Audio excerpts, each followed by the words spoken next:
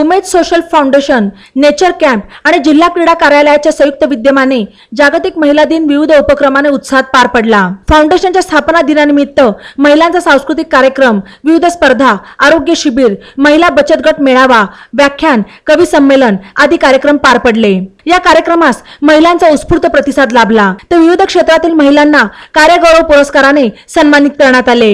या कार्यक्रमासाठी प्रमुख पाहुणे शिवाजीराव कपाळे, जिल्हा नियोजन अधिकारी दीपक दातीर, सहाय्यक जिल्हा प्रकल्प अधिकारी धनंजय खेडकर, प्राचार्य डॉक्टर निलिमा भोज, डॉक्टर किरण वैराळ, डॉक्टर आम्रपाली गायकवाड, जिल्हा रुग्णालय नेत्र विभागाचे डॉक्टर सतीश आहिरे, मंत्रालय सहाय्यक कक्ष अधिकारी प्रियांका गाडेकर, 12 बलुतेदार खादीग्राम उद्योगचे राजू करंदीकर, नेचर कॅम्पचे अपूर्वा तोरडमल, नवनागापूरचे सरपंच डॉक्टर बबनराव डोंगरे, जिल्हा कामगार संघटनेचे अध्यक्ष संतोष लांडे आदी उपस्थित होते।